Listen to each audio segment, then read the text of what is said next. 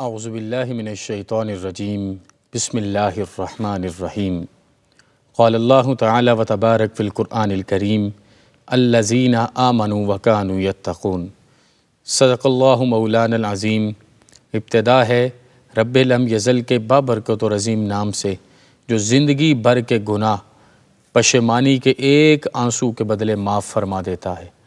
اربہ درود و سلام کا نذرانہ دو جہاں کی سب سے عظیم المرتبت شخصیت پر جن پہ ہر لمحہ بے حد درود ہو، بے حد سلام ہو۔ انتہائی ذی وقار ناظرین، سامعین و سامعات، آج حضور غریب نواز کے فیضان کی خیرات لینے کے لیے ہم ایک اور مجلس خیر سجا کے بیٹھے ہیں۔ آپ سب کی خدمت میں انتہائی ادب سے السلام علیکم ورحمۃ اللہ وبرکاتہ۔ یہ کیسا تذکرہ ہے، یہ کیسی زندگی ہے، یہ کیسی شخصیت ہے کہ میرے مالک نے ہر آنے والے دن میں ان کے تذکرے میں برکتیں عطا فرمائی ہیں۔ لیکن آج میں آپ کے چند اقوال لے کے آپ کی خدمت میں حاضر ہوں، اور یقین کیجئے کہ جب میں ان کو پڑھ رہا تھا اور انسان اپنے آپ کو جب کمپیریزن کر کے سوچتا ہے ان ساری چیزوں کے، تو اس وقت سوائے پشیمانی کے کوئی چیز دامن میں موجود نہیں ہوتی۔ حضور غریب نواز کا ایک ایک جملہ میرے اور آپ کے لیے لائف چینجر ہے، پوری زندگی اس کے ساتھ بدلی جا سکتی ہے۔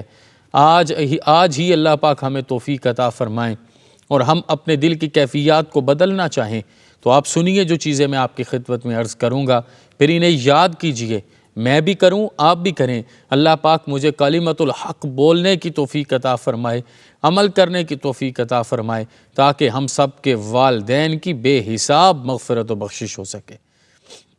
حضور غریب نواز کی پوری زندگی کتنی بڑی شخصیت، اور آپ خشیت الہی میں ہر وقت کانپتے رہتے۔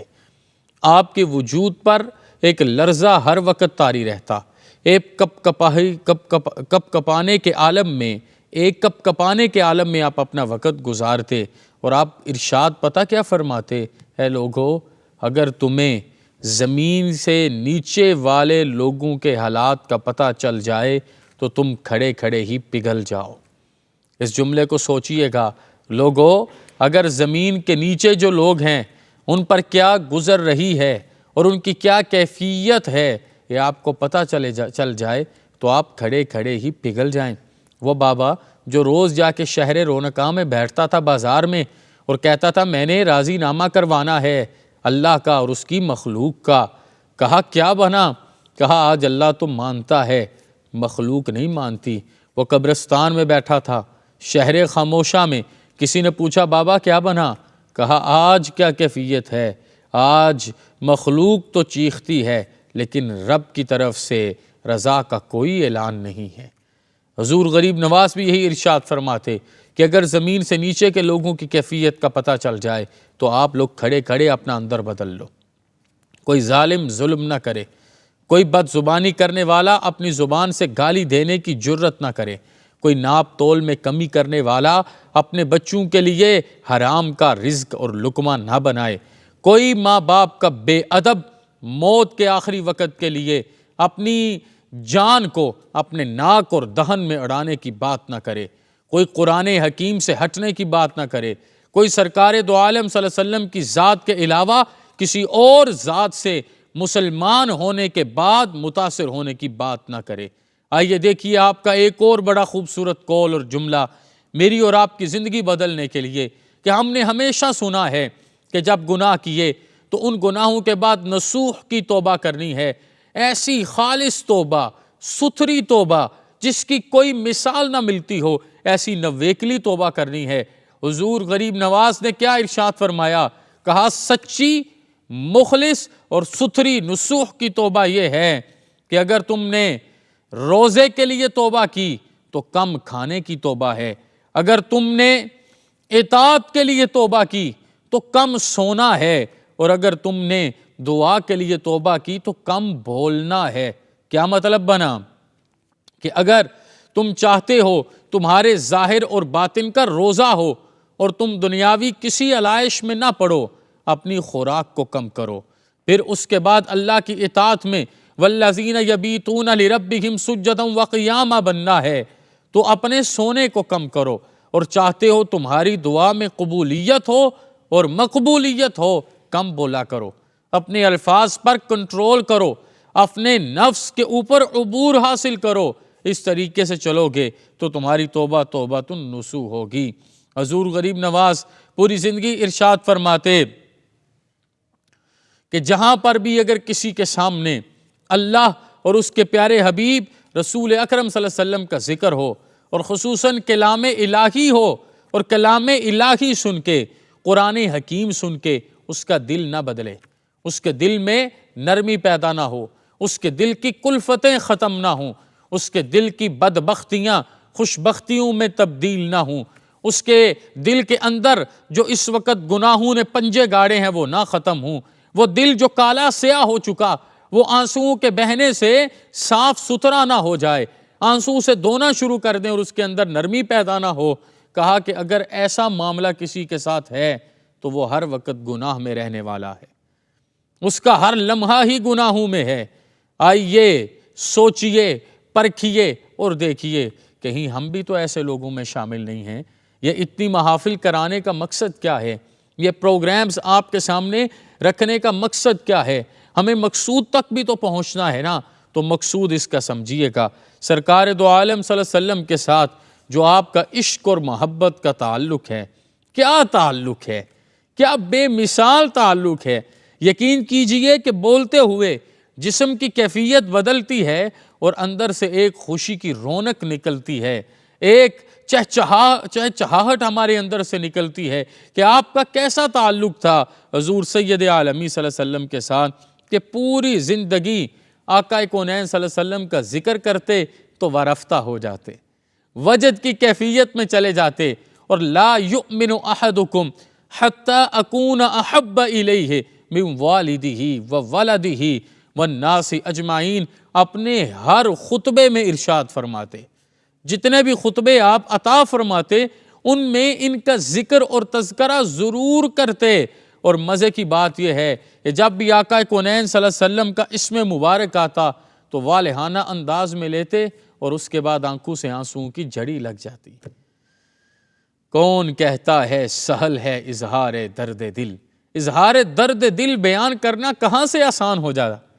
جب عاشق اپنے معشوق حق کا بیان کرتا ہوگا، اور جب بیٹا اپنے نانا حضور کی ذات میں اپنے الفاظ سے خراج عزت پیش کرتا ہوگا، تو کیفیت تو جسم و روح کی بدلنی ہے۔ یہ کوئی لا ابالی پن نہیں ہے، یہ کوئی میرے اور آپ کی طرح بے اعتنائی نہیں ہے کہ ہم سماعت کی ایک طرف سے سنتے ہیں اور دوسری طرف سے بات نکال دیتے ہیں۔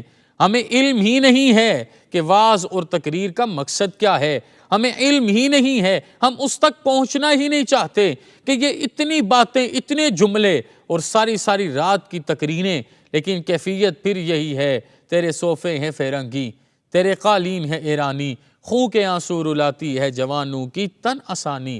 سرکار دو عالمی صلی اللہ علیہ وسلم کا جب نام نامی اسم گرامی آپ کی زبان پاک پہ آتا تو پورے جسم پر وجد طاری ہو جاتا۔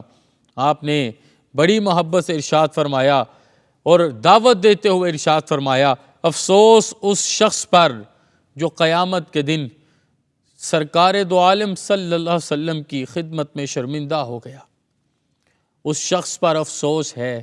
آپ ارشاد فرماتے، چلتی سانسوں کو غنیمت جانو۔ حضور جناب رسول اکرم صلی اللہ علیہ وسلم کی خدمت میں اگر قیامت کو شرمندگی ہو گئی تو کہاں اپنے آپ کو چھپاؤ گے؟ کیسے اپنے آپ کو بچاؤ گے؟ کون ہوگا جو اس وقت بھی تمہاری ڈھارس باندھے گا؟ کون ہوگا جو اس وقت تمہارے کام آئے گا؟ کہا کہ اس دن کی شرمندگی سے بچیے۔ اور پھر آپ نے جب یہ واعظ فرمایا اس کے بعد گھنٹوں روتے رہے، ہچکیاں لگ گئیں، کیفیات بدل گئیں، آپ کی زندگی کا ہر معاملہ اللہ اور اس کے رسول کی رضا کا تھا، خشیت الہی اور عشق مصطفیٰ سے مزین بھرپور بھرا ہوا معاملہ آپ نے اپنی زندگی میں گزارا۔ دنیا کی کسی چیز کی کوئی خواہش، کوئی آرزو نہیں تھی۔ آپ ایسے فقیر، درویش اور مرد حق پرست تھے کہ آپ کے جملوں کا اثر ہوتا تھا۔ لوگ آتے آپ کے جملے سننے کے لیے، ان کے مردہ دلوں پر تازگی کے اثرات آتے، ان کی آنکھوں سے آنسو نکلتے، ان کے جسم و روح میں بلیدگیاں پیدا ہوتی۔ یہ وجہ ہے کہ آنے والے آتے تو تھے کسی اور دین پر، جب جانے لگتے تو ان کی زبان پہ جاری ہوتا افضل الذکر لا الہ الا اللہ محمد الرسول اللہ صلی اللہ علیہ وآلہ وسلم۔ حضور غریب نواز نماز کی بڑی پابندی فرماتے اور اس کے بارے میں اکثر واعظ فرماتے اور اس کی ادائیگی کا حکم دیتے۔ آپ نے ارشاد فرمایا نماز دین کا ستون ہے۔ مجھے بتاؤ بھلا کوئی عمارت ستون کے بغیر کھڑی رہ سکتی ہے؟ یہ میرے اور آپ کے لیے پیغام ہے، یہ میرے اور آپ کے لیے دعوت ہے۔ آپ نماز کے بارے میں بہت سختی فرماتے اور اسی طریقے سے اپنے مریدین کو تلقین فرماتے تھے۔ لیکن آپ دیکھیے کہ اگر آپ نے نماز کے معاملات کو کیا، سرکار دو عالم کی محبت سے اپنے آپ کو سینچا، احکم الحاکمین کی خیشیت سے اپنے قلب اور روح کو منور فرمایا ہے، تو خدمت خلق میں بھی کہیں پیچھے نہیں رہے، خدمت خلق میں بھی کہیں پیچھے نہیں رہے۔ آپ کو غریب نواز کا لقب عطا کیا گیا۔ مجھے یہاں پر اپنے استاد حضرت پیر محمد امین الحسنات شاہ صاحب کا یہ جملہ یاد آتا ہے۔ آپ فرماتے ہیں کہ میں اجمیر شریف حاضری کے لیے گیا تو بازار سے گزرا، ایک ہندو بنیے سے میری ملاقات ہوئی۔ یہ سنیے، یہ دعوت ہے آپ کے سامنے جو عرض کر رہا ہوں۔ تو اس کے بازو پر ایک تعویذ بندھا تھا۔ میں نے اس سے پوچھا یہ تعویذ کس کا ہے؟ کہتا ہے غریب نواز کا۔ آپ کہتے ہیں میں نے اس سے دوبارہ سوال کیا اور اپنی طرف سے کرید کے پوچھا۔ میں نے کہا غریب نواز سے تمہارا کیا تعلق؟ غریب نواز تو ہمارے ہیں۔ کہتے ہیں اس کی آنکھوں میں آنسو آئے۔ اس نے کہا نہ بابا نہ، وہ مسلمان نواز نہیں ہیں، وہ غریب نواز ہیں۔ ان کے در پہ کوئی غریب جائے وہ اسے نوازتے ہیں، ان کے در پہ کوئی غریب جائے اسے کھانا ملتا ہے، ان کے در پہ کوئی غریب جائے اس کے لیے آب یاری کا انتظام ہوتا ہے۔ اللہ پاک اور توفیق خاص عطا فرمائے جناب محترم حاجی عبدالرؤف صاحب کو، عامر فیاضی بھائی کو، کہ ان ہستیوں کا ذکر کرنے سے جو آپ کے لیے آسانیوں کا انتظام ہوگا فی الدنیا والآخرہ، وہ اللہ کا خاص کرم ہوگا۔ یہ غریب نواز کی بارگاہ ہے، یہ غریب نواز کی خدمت عالیہ ہے، یہ غریب نواز کی جناب خاص ہے۔ یہاں پر آنے والوں کو ملتا ہے، اور کیسے ملتا ہے وہ عرض کروں، صرف ظاہری لنگر نہیں ملتا۔ غریب نواز اپنے پڑوسیوں کا بڑا خیال رکھتے۔ آپ کو پتہ چل جاتا کہ کوئی پڑوسی دنیا سے رخصت ہوا ہے، آپ معمولات کو ترک فرما کے اپنے ساتھ درویشوں کو لے کے اس کے ہاں حاضر ہو جاتے، غسلانے کا انتظام کرواتے، ساتھ لے کے قبرستان پہنچتے، کفنانے غسلانے کے بعد نماز جنازہ کا انتظام ہوتا، قبر تک اتارتے اور اس کے اپنے خاندان کے لوگ بھی چلے جاتے۔ غریب نواز وہاں پر موجود آنکھوں سے آنسو جاری لیے اس کی بخشش کی دعا کرتے اور اسے کلمہ طیبہ اور کلمہ شہادت کی تلقین فرماتے۔ انتہائی ذی وقار ناظرین، بزرگوں اور بھائیوں، آج میں اور آپ بھی تو ایک معاشرے میں جیتے ہیں۔ یہ لا الہ الا اللہ محمد رسول اللہ کے نام پر بنا ہوا یہ معاشرہ، جس معاشرے کو ہم نے کلمہ طیبہ کے نام پر لیا تھا، آج ہماری کیفیات کیا ہیں؟ آج ہر چیز آلودہ ہے، ہمارے سجدے مردار و بیزار ہو چکے، ہمارے درود و سلام کے نذرانے صرف لفظی اور ظاہری خواہشات کی وجہ سے بن گئے۔